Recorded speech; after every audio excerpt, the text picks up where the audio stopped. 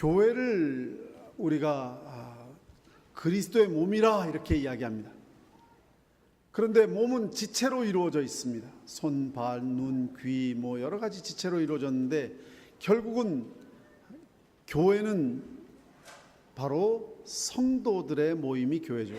그런 그 성도들의 모임, 이런 돌이나 벽돌로 지은, 그것도 물론 로컬 처치라고 얘기하지만 진짜 교회는 우리 성도들이 모인 그 회중을 교회라고 합니다. 그래서 그 원어를 에클레시아라고 하죠.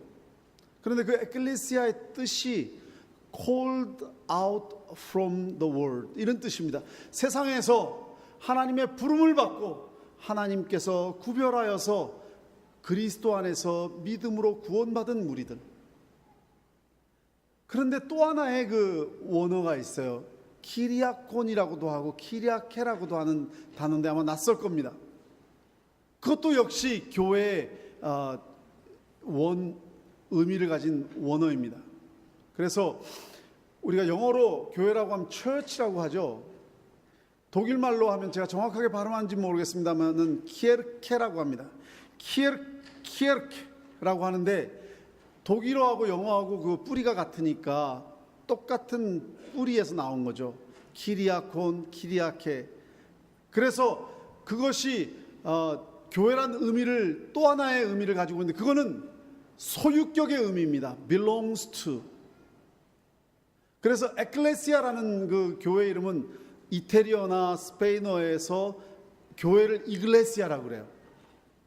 그러니까 이글레시아라는 것은 세상에서 부름받고 나온 무리들, 그리고 키에르콘이라든지 키에르케라고 하는 처치라는 의미는 belongs to, 누구에게 belongs to라는 겁니까? 누구에게 속했다는 것이죠? 바로 주님께 속해 있다.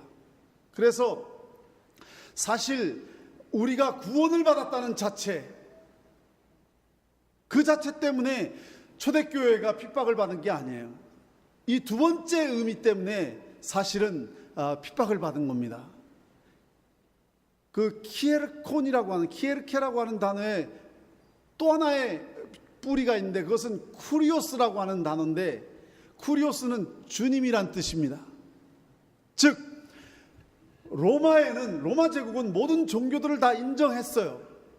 편안하게 다들 이집트 종교, 바빌론 종교, 페르시아 종교 다 존재했습니다만은 결코 그들이 핍박을 받지는 않았어요. 그런데 그 모든 종교들이 자유를 누리는 조건이 하나 있었습니다. 로마 제국 황제를 쿠리오스, 즉 주라고 고백하는 그 고백이 있어야 됩니다.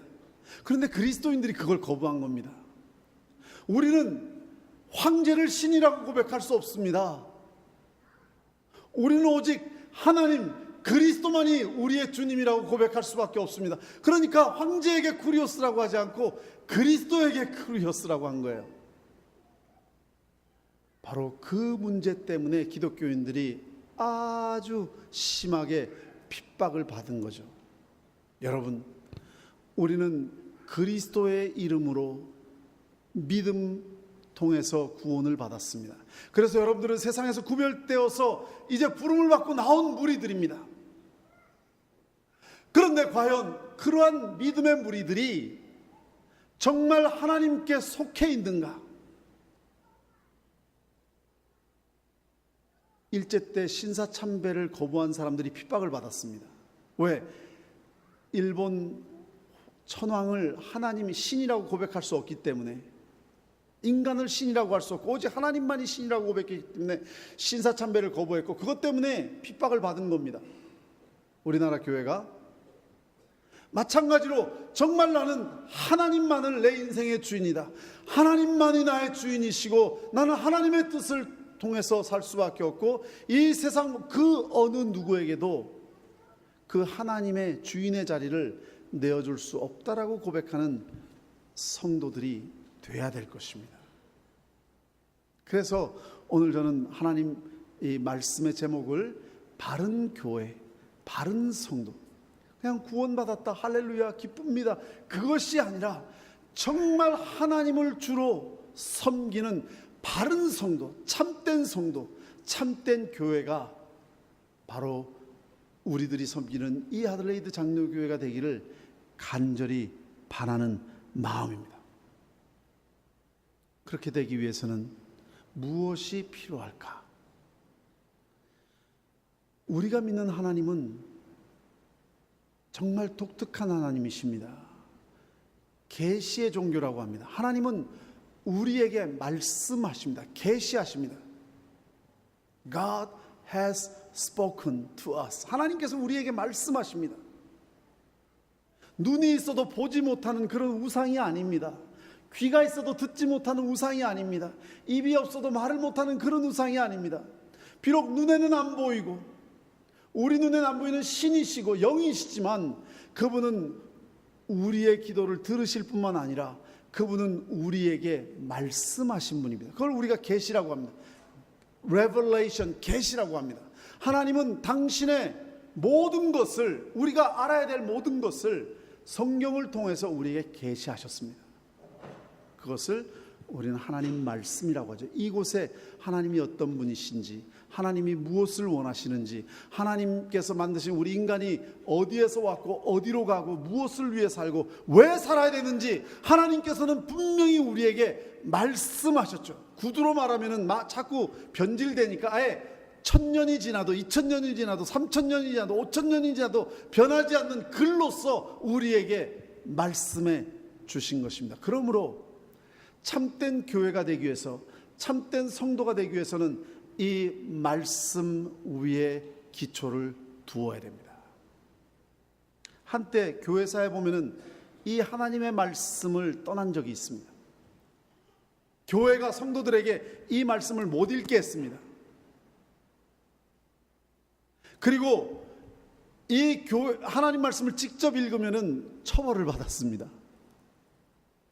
그러다 보니까 교회를 다스리고 성도의 삶을 다스리는 것이 인간의 말이 됐죠. 인간의 전통이 됐죠. 인간의 습관이 됐죠. 인간의 풍습이 되고 인간의 사고방식들이 교회를 다스린 적이 있습니다.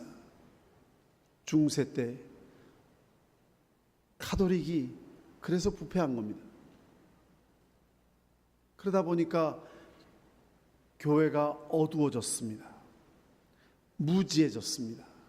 미신에 떨어졌습니다. 구원의 길마저도 잃어버렸습니다. 그래서 하나님께서 우리에게 은혜로 그리스도를 통해서 정말 은혜로 거저주신 그 직접 주신 믿음의 길을 잃어버리고 교회를 살찌우고 사람을 살찌우는 인간의 공덕과 인간의 행위와 인간의 공로를 통해서 구원을 얻는다라고 잘못 인도되었습니다. 그런데 이 말씀을 다시 읽기 시작하는 운동이 생겼습니다. 1517년도에 우리가 그것을 종교개혁이라고 이야기하죠. 그 종교개혁은 하나님 말씀을 읽어보니까 하나님께서는 우리에게 직접 말씀하셨고 그리고 하나님께서는 우리에게 예수 그리스도를 은혜로 보내주셨고 그 예수 그리스도의 공로를 믿음으로 우리가 구원받는다는 것을 깨닫게 되었습니다. 말씀을 통해서 보니까 그동안 인간의 생각으로 구름처럼 꽉 어두움으로 덮고 있던 이 모든 어둠이 구름이 다 물러가고 하나님의 은혜의 빛이 사람들에게 환하게 비춰졌습니다. 예수 그리스도의 이름을 가지고 우리가 하나님의 보좌 앞에 담대하게 나아가서 예수 그리스도의 이름으로 우리가 하나님 앞에 직접 기도하고 하나님의 말씀이 우리에게 직접 다가오고 이 말씀을 통해서 하나님이 우리에게 베푸신 모든 계시의 은혜를 다 누릴 수 있는 축복을 얻게 되었다는 것이죠. 그래서 교회는, 제가 교회란 단어를 쓰지만 그것은 그 성도를 말합니다. 왜? 성도가 교회니까. 이 성도들은, 교회는 하나님 말씀의 뿌리에 서야 됩니다. 말씀의 뿌리에 서야 됩니다. 말씀의 뿌리가 만약에 뽑히면은 교회가 다 허물어지고 성도의 신앙이 다 허물어지는 것입니다. 그래서 뿌리로 돌아가자고 외친, 뿌리는 바로 하나님의 말씀이다라고 외친 것이 종교 개혁이죠. 그래서 우리 교회가 하나님 말씀 위에 서야 됩니다. 일본 동경에 임페리얼 호텔이라는 것이 있는데 미국 건축가 프랭클 로이드 라이트라는 사람이 설계를 하고 지었습니다. 그런데 보통 2년이면 건물을 지을 텐데 2년 내내 기초만 다지고 있습니다. 사람들이 막 비판을 했어요. 도대체 언제까지 기초공사만 할 거냐. 근데 꾸준히 기초공사를 했어요. 그리고 실제로 건물 짓는 것이 2년, 기초공사 2년, 4년 동안 지었는데 약 52년이 지난 다음에 동경대지진이 일어났습니다. 동경대지진. 다른 건물들은 막 허물어지고 난리가 났는데 그 도쿄 임페리얼 호텔은 조금도 흔들리지 않고 그대로 서 있었습니다. 그걸 보고 사람들이 깜짝 놀랐습니다. 우리가 건물을 이렇게 지어야 되는구나. 그래서 일본 건물들이 다음부터는 굉장히 기초를 튼튼하게 해서 요즘은 웬만한 그 지진에도 끄떡 없습니다. 여러분, 뿌리가 그만큼 중요한 거예요. 아무리 환란이 지나가고 아무리 세상이 변하고 변질되고 아무리 바람이 불어도 하나님께서 주신 이 뿌리, 말씀이 튼튼하면은 조금도 흔들림 없이 믿음을 지킬 수 있는 것이죠. 그래서 마태복음 7장 24절에 그래서 27절까지 반석에 대한 이야기가 나오지 않습니까? 집을 지을 때에 믿음의 집을 말하는 것입니다. 신앙을 말하는 것이고 교회를 말하는 것입니다. 모래 위에 세운 집은 바람이 불고 창수가 나면 다 쓰러지지만 반석 위에 세운 집은 튼튼하게 세요. 여러분들의 가정이, 여러분들의 신앙이, 우리들의 교회가 말씀의 반석 위에 세워야 될 줄로 믿습니다. 겉으로 볼 때는 다 똑같아 보여요. 뭐 이 사람이나 저 사람이나 이 교회나 다 똑같아 보이지만 여러분, 다이아몬드 가짜나 진짜나 우리가 어떻게 보면 다 똑같아요.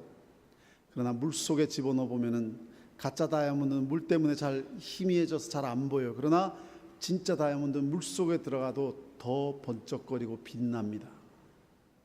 지금은 다 똑같아 보이지만 하나님의 불심판이 지나갈 때에, 하나님의 심판이 지나갈 때에 마지막 하나님 앞에 바로 설 수 있는 교회, 바로 설 수 있는 성도들은 진짜 하나님 말씀 위에 바로 선 교회, 바로 선 성도가 설 수 있는 것입니다. 그러므로 우리는 지금이 중요한 것이 아니라 마지막 때에 하나님 앞에 바로 선 신앙가들, 바로 선 교회, 바로 선 가정이 되어야 되지 않겠습니까? 하나님께서 광야에 이스라엘 백성들을 인도하실 때 구름 기둥과 불 기둥으로 인도하셨습니다. 어쩔 때는 구름 기둥과 불 기둥이 막 3일 동안 안 가고 거기 서 있어요. 지금 마음이 급해서 빨리 가고 싶은데 왜 안 가는 거야?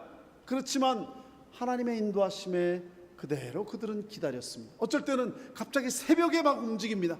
좀 쉬고 싶은데 새벽에 움직이면 그들은 아무 말하지 않고 가방을 싸서 움직였습니다. 우리 마음대로 좀 하고 싶고 우리 마음대로 내 생각 내 계획대로 좀 움직이고 싶고 얼마나 그랬겠습니까? 그럼에도 불구하고 성령의 불기둥을 따라 하나님 말씀의 구름기둥을 따라 자기 뜻대로, 자기 임의대로, 자기 생각대로, 자기 욕심대로, 자기의 계획대로 움직이지 않고 오직 하나님 인도하심의 말씀과 성령을 따라 움직이는 것이 광야교회였습니다. 이 광야와 같은 세상에서 많은 유혹이 있습니다.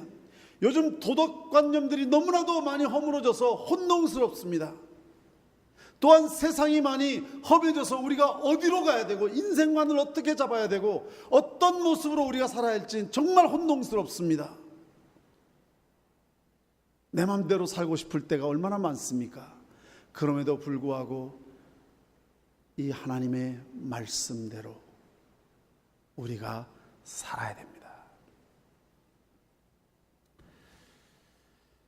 예수님께서 이제 제자들을 모아놓고 말씀을 나누신 다음에 이제 십자가의 죽으심에 대해서 이야기를 나눴습니다. 그 말을 듣고 베드로가 예수님, 그럴 수는 없습니다. 그리 마옵소서. 예수님께서 십자가를 지고 이제 내가 죽어야 되고 뭐 이런 얘기를 하니까 베드로가 진심 아니었을까요? 아니 스님, 그렇게 하면 안 됩니다. 절대 제가 나서서라도 말리겠습니다. 정말 진심이고 얼마나 좋은 동기입니까? 그런데 예수님이 뭐라 그러시죠? 사탄아 물러가라. 이거 너무하신 거 아닌가요? 아니 지금 제자가 스승을 생각해서 너무나도 사랑해서 안 됩니다, 죽으시면 안 됩니다라고 하는데 사탄아 물러가라. 도대체 뭐가 사탄입니까? 베드로의 그 마음이 지극하고 진심이었지만 하나님의 뜻은 아니었다는 것입니다. 하나님이 예수님을 이 땅에 보내실 때에는 십자가에 못 박혀 죽으시고 그 십자가의 역사를 통해서 우리들을 구원하실 계획이 하나님의 계획이신데 베드로는 지금 인간적인 생각을 하고 안 됩니다라고 막은 거 아닙니까? 어쩔 때는 하나님의 생각이 잘 이해가 안 돼요. 내 생각이 옳은 것 같아요. 우리의 생각이 굉장히 진솔해 보이고 어쩔 때는 더 멋있어 보이고. 그러나 사랑하는 성도 여러분, 우리는 말씀으로 돌아가야 됩니다. 하나님의 말씀에 귀를 기울여야 됩니다. 하나님은 모든 것을 다 보고 있습니다. 요즘 교회들이 세속적인 실용주의에 빠져 있습니다. 성공만 하면 되지, 숫자 부흥만 하면 되지, 편리주의에 빠져 있습니다. 그냥 편한 대로 믿으면 되지. 그래서 요즘 그냥 인터넷으로 예배 드리고 뷔페이 해가지고 헌금 내고 얼마나 편합니까? 교회 입구에 다 에포스 머신이 있고 편한 대로 그냥 나는 설교만 들으면 돼 하면서 자기 편한 대로. 가끔 헷갈릴 때가 있어요. 기복주의 신앙, 사람들 기뻐하는 대로, 포퓰러리즘, 사람들이 기뻐하는 방법대로, 즐거운 모습대로, 사람들이 만든 여러 가지 방법을 통해서 사람들을 기쁘게 하고 사람들을 만족시키려는 그런 신앙의 모습들, 교회 모습들이 얼마나 많은지 모릅니다. 지금은 너무 그런 것들이 많아서 가끔 우리 자신들도 헷갈립니다. 뭐가 도대체 옳은 건지, 뭐가 틀린 건지. 사랑하는 성도 여러분, 우리는 하나님 말씀으로 돌아가야 되고 하나님 말씀의 바른 고백 위에 서야 합니다. 베드로가 바로 예수님을 말리기 바로 직전에 예수님이 이런 질문을 하셨어요. 세상 사람들이 나를 뭐라고 하느냐? 제자들이 얘기합니다. 어떤 사람은 엘리야라고, 어떤 사람은 선생이라고 여러 가지 의견들을 막 냈어요. 그럼 너희는 나를 누구라고 하느냐? 베드로가 또 나섭니다. 주는 그리스도시요 살아계신 하나님입니다. 바로 그 고백 위에 내가 나의 교회를 세우리라. 음부의 권세가 결코 그 교회를 무너뜨리지 못하리라. 이기지 못하리라. 사랑하는 성도 여러분, 우리는 하나님을 바로 고백하고 믿어야 됩니다. 오늘 본 말씀에 보면 내 아들 솔로몬아, 너는 내 아버지의 하나님을 알고 온전한 마음과 기쁜 뜻으로 섬길지어다. 하나님을 바로 안다고 하는 것은 지적으로 하나님이 어떤 분이신지 바로 알고 믿으라는 것이죠. 어저께 구역예배를 통해서 우리가 하나님에 대해서 좀 배웠습니다. 전능하신 하나님, 전지하신 하나님, 무소부재, 편재하신 하나님. 그 하나님을 알고 나니까 그런 신앙을 고백하게 되고 신앙을 고백한 대로 우리는 삶을 살게 되어 있습니다. 예수님 당시에 예수님이 도대체 누군가? 선생이라고 한 사람들은 예수님을 그 수준으로 알고 따라갔습니다. 어떤 사람들은 예수님을 애국 혁명 지도자로 알고 따라가기도 했습니다. 젤롯 당이라고 해가지고요, 칼을 품고 다니는 사람들이었어요. 그래서 로마의 압제에서 이스라엘을 구원할 수 있는, 그래서 무력으로 칼을 품고 다녔습니다. 그런데 예수님이 놀라운 기적을 행하시고 너무 멋진 말씀들을 하니까 저분이야말로 우리의 메시아다, 이제 드디어 로마 제국을 물리치고 이스라엘을 해방할 자가 나타났다고 해서 예수님을 따라가는 자들이 있습니다. 그를 왕으로 세우려고 했습니다. 예수님은 오히려 그들을 멀리 하셨습니다. 요즘도 어느 지역에서는 예수님을 해방신학이라고 하는 신학을 따르는 사람들은 예수님을 억압받는 자들에게서 해방하는 해방자로 이해하고 있습니다. 어떤 사람들은 예수님을 인권 운동가로 이해하시는 분들도 계십니다. 도덕 선생님으로 이해하시는 분도 계십니다. 사랑하는 솔로몬아, 너는 내 아버지 하나님을 알고 온전한 마음과 기쁜 뜻으로 섬길지어다. 사랑하는 성도 여러분, 우리는 우리가 믿는 하나님을 바로 고백할 수 있어야 됩니다. 어떻게 하나님이 누군 줄 압니까? 하나님 말씀 안에서 하나님이 누구신지, 그리스도가 누구신지를 바로 알고 하나님을 아는 일과 믿는 일에 하나가 되어 에베소서 말씀과 같이 우리는 하나님을 바로 고백하고 바로 믿어야 되겠습니다. 그런데 오늘 본 말씀을 조금 더 보겠습니다. 내 아들 솔로몬아, 너는 내 아버지 하나님을 알고 온전한 마음과 기쁜 뜻으로 섬길지어다. 이제 우리는 하나님을 말씀 중심으로 말씀 위에 기초를 세우고 하나님을 바로 고백하고 믿어야 된다는 것입니다. 그런데 여호와께서는 모든 마음을 감찰하사 모든 의도를 아시나니 입술만의 고백으로는 부족하다는 것입니다. 지적인 고백만으로는 부족하다는 것입니다. 왜? 하나님 우리의 마음 중심을 살피시고 계시고 우리의 신앙의 의도를 지금 보고 계시는 하나님이라는 거죠. 다시 말씀드려서 하나님을 지적으로만 아는 것으로 충분치 않고 우리의 삶을 통해서 진심으로 살아계신 하나님을 체험해서 알아야 된다는 것입니다. 그 안다는 단어로 오늘 제가 자꾸 얘기하는데요. 조금 설명을 할 필요가 있어서 제가 말씀드립니다. 히브리에 야다라는 말이 있는데 안다라고 우리말로는 표현됐는데 그 야다라는 말은 어떤 사람이 이렇게 너 그 사람 알아 하면 나 그 사람 알아 그때 한번 봤어 이런 안다는 게 아니고요. 그 사람과 함께 살고 그 사람과 동행하고 심지어 함께 결혼해서 사는 남편 아내 그 정도로 깊이 아는 것을 나 그 사람이 어떤 사람인 줄 알아. 깊이 아는 것을 야다라고 합니다. 여러분 우리 주님을 야다로 알고 계십니까? 그분을 여러분들의 삶 속에서 정말 전능하신 하나님으로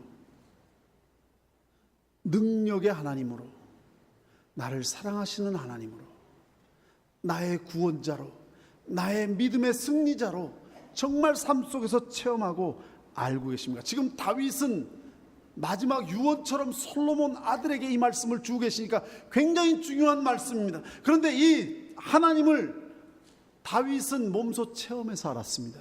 목동 때 하나님께서 어떻게 자신을 지켜주셨는지, 사울에게 쫓기면서 그 죽음의 계곡에서 자신을 어떻게 구원해 주셨는지, 그 외로움 속에서 자신을 어떻게 위로해 주셨는지, 왕으로 추대돼서 다스릴 때 어떻게 하나님께서 자신에게 길을 가르쳐 주셨는지, 아들에게 쫓겨서 정말 눈물을 흘리며 통곡하며 나아갈 때에 하나님께서 어떻게 그에게 좌절해서 희망으로 소망으로 인도하여 주셨는지 그건 너무나도 잘 알고 하나님을 섬겼습니다. 아들에게 지금 그 얘기를 하는 겁니다.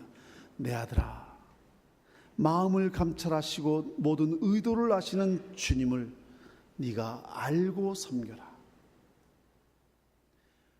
무디 목사님의 성경책을 어떤 분이 이렇게 보니까 막 줄이 쭉쭉 거 있고 거기에 느끼는 거를 기록도 해놓으시고 그러셨는데 거기에 이상한 글자가 있더래요. T.P. 그래서 도대체 이게 뭘까? 그래서 그분에게 물어봤습니다. 목사님 이게 도대체 무슨 뜻입니까? 웃으시면서 tried and proved. 다시 말씀드려서 이 말씀을 내가 순종해 보았고 그리고 실제로 이 말씀이 약속으로 이루어진 것을 증명된 것이다. 내 삶에 있어서. 그런데 그 TP란 말이 곳곳에 적혀 있다는 것입니다. 여러분 하나님의 말씀을 어떻게 보십니까? 박물관에 전시해 놓은 아주 소중한 유물처럼 보십니까? 감동적이야. 이 말씀이 은혜스러워. 이 말씀은 정말 멋있는 말씀이야. 박물관에 가서 유물을 볼 때 여러분이 그럴 거면 이게 알렉산더 대왕이 쓰던 거, 이게 세종대왕이 쓰시던. 아니요, 성경은 그렇게 보는 게 아닙니다. 이 성경은 tried and proved, 하나님의 약속으로 봐야 됩니다. 이 말씀은 전지전능하신 하나님, 나를 창조하신 하나님, 나를 구원하신 하나님, 나에게 영생을 주시고 천국에서 내가 얼굴을 맞대고 영원히 영생복락 누리게 될 그 아버지께서 나에게 약속하신 말씀입니다. 왜 그 말씀을 믿고 실제로 의지하고 기도하고 그 말씀이 이루어지는 것을 체험하지 않으십니까? 여러분, 이 말씀은 하나님의 약속이십니다. 다윗은 그 말씀을 직접 체험하고 하나님을 알고 이런 고백을 합니다. 시편 34편 8절에 너희는 여호와의 선하심을 맛보아 알지어다. 그에게 피하는 자는 복이 있도다. 어려움이 있을 때마다 그에게 피할 때 하나님은 그를 지켜주셨고 반석 위에 세워주셨고 인도하여 주셨고 건져주셨고 위로하여 주셨고 능력을 주셨고 승리하게 하여 주셨습니다. 그리고 그는 고백합니다. 정말 사울에 쫓겨서 정말 죽을 지경인데 사망의 음침한 골짜기로 다니면서도 내 평생의 선하심과 인자하심이 나를 따르니 내가 여호와의 집에 영원히 거하리로다. 그것이 다윗의 야다, 하나님을 알고 고백한 것입니다. 그분의 거룩하심을 알아야 됩니다. 죄를 용납하지 않는 하나님, 거룩하신 하나님이십니다. 주여 주여 하는 자마다 다 하나님 나라에 갈 것이 아니요, 예수님께서 마태복음 7장에서 하신 말씀입니다. 아니 예수님, 우리가 당신의 이름으로, 주의 이름으로 귀신도 쫓아냈고 당신의 이름으로 큰 권능도 행했고, 다시 말씀드려서 예수님 이름으로 큰 부흥도 이뤘고 많은 역사도 이뤘습니다. 예수님께서 뭐라고 말씀하십니까? 내가 분명히 너에게 말하노니 나는 너를 알지 못하노라. 이게 말이 됩니까? 예수님의 이름으로 막 수만 명 교회도 부흥을 일으켰고 귀신도 쫓아냈고 많은 큰일을 했는데 예수님은 정작 나는 너를 알지 못하니 불법을 행하는 자라 여기에서 떠나가라고 말씀하셨습니다. 하나님은 거룩하신 하나님입니다. 죄악을 용납하지 않으신 하나님입니다. 하나님은 우리의 마음의 의도를 보고 계십니다. 우리의 마음의 동기를 보고 계십니다. 우리는 어떤 일을 성취하는 것에 관심을 가집니다. 교회 일을 하면서도. 지난 월요일 날 재직 세미나 때 이 말씀을 드렸습니다마는 유다서 11장 말씀을 보면은 세 명의 인물이 나요. 화 있으신저 이 사람들이여. 유다서 1장 11절이거든요. 가인의 길에 행하였으며 삭스를 위하여 발람의 어그러진 길로 몰려갔으며 고라의 패역을 따라 멸망을 받았느니라. 세 명의 인물이 나옵니다.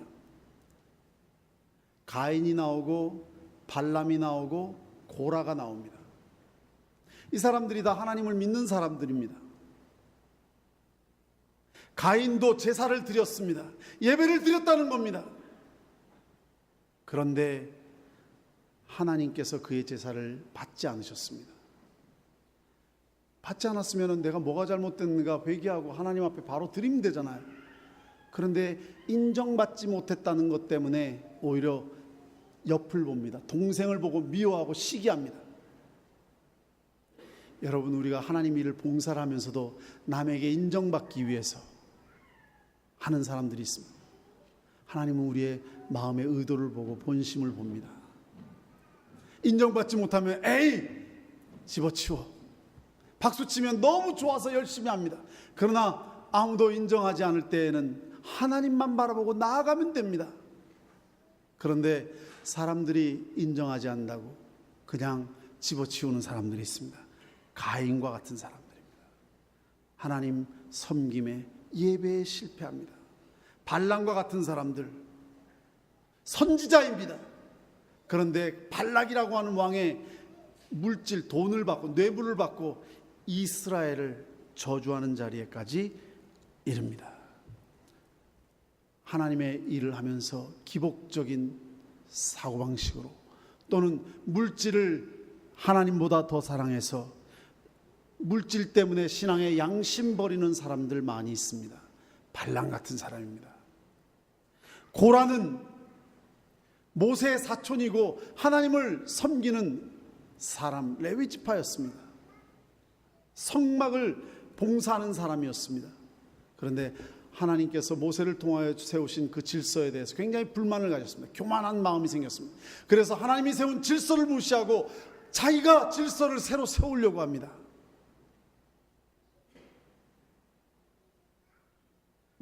마음속에 교만이 들어간 거죠. 하나님은 무엇을 이루는 어떤 성취에 관심을 가진 것이 아닙니다. 여러분, 다윗이 하나님의 성전을 세우려고 했습니다. 하나님은 노 그러셨습니다. 아니, 하나님께서 성전만 세우시기를 원하셨다면 다윗이 세우게 놔두면 되지 왜 노라고 하셨을까요? 하나님은 거룩한 하나님이십니다. 그 결과보다 과정, 마음, 이런 것들이 더 중요한 것입니다. 하나님께서는 우리의 예배와 우리의 섬김을 보고 계십니다. 얼마나 많은 열매를 맺었나를 보시는 것이 아니라 우리의 마음, 우리의 의도, 우리의 과정을 보고 계십니다. 뿐만 아니라 하나님은 사랑의 하나님임을 알아야 됩니다. 사랑하지 않는 자는 하나님을 알지 못하나니 이는 하나님은 사랑이십니다. 조금 시간이 갔습니다만 한 5분만, 한 3분만 더 하고 마치겠습니다.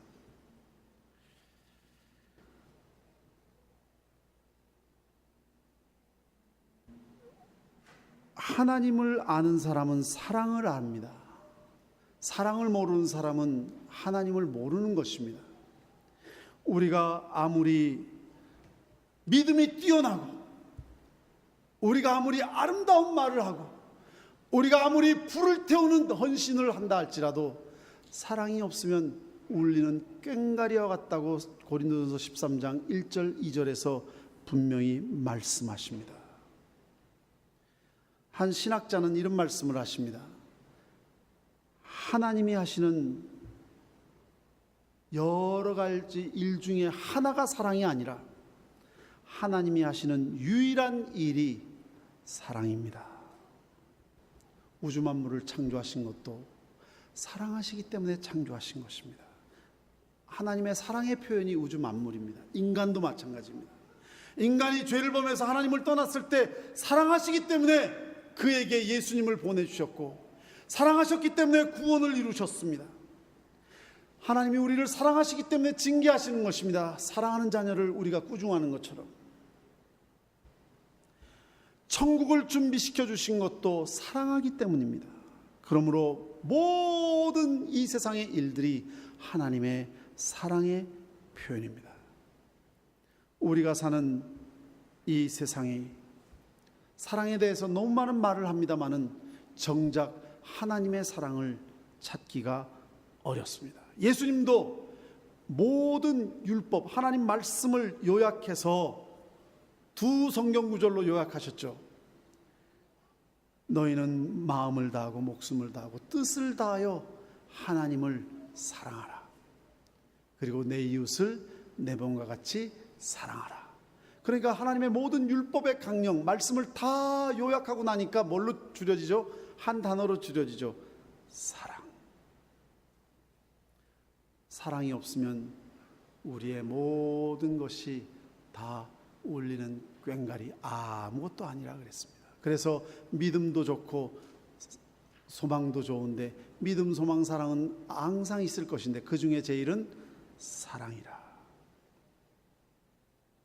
실제로 똑똑하다고 하는 사람들 중에 교회 안에서 옳고 그름의 문제를 가지고 목청을 높이는 경우가 간혹 있습니다.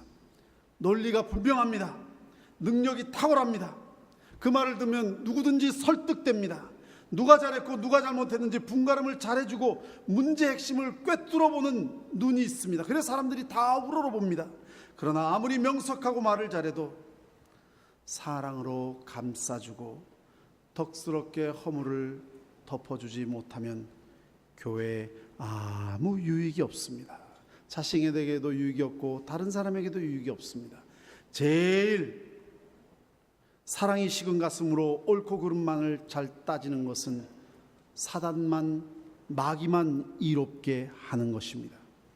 바리새인들도 성경을 사랑했습니다. 바리새인들도 이스라엘 백성을 여호와에게 돌리기를 간절히 사모했습니다만은 왜 예수님께서 바리새인들을 회칠한 무덤이라고 욕하셨습니까?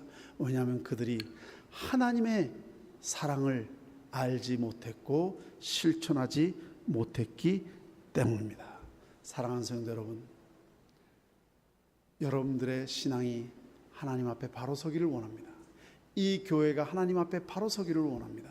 하나님 말씀 위에 세우십시다. 하나님의 사랑 위에 세우십시다. 하나님께서 우리를 끝까지 지켜주실 줄로 믿습니다. 같이 기도하겠습니다. 오 아버지 하나님, 감사합니다. 우리가 그리스도의 은혜로 지금까지 살아왔습니다. 하나님 앞에 두려운 마음으로 말씀대로 살게 하여 주시옵소서. 믿음으로 살게 하여 주시옵소서. 그러나 그 위에 사랑을 더하게 하여 주시옵소서. 그리하여 옳고 바르고 그리고 하나님의 칭찬받는 축복스러운 성도, 축복스러운 교회로 서게 하여 주시옵소서. 예수님의 이름으로 기도드립니다. 아멘.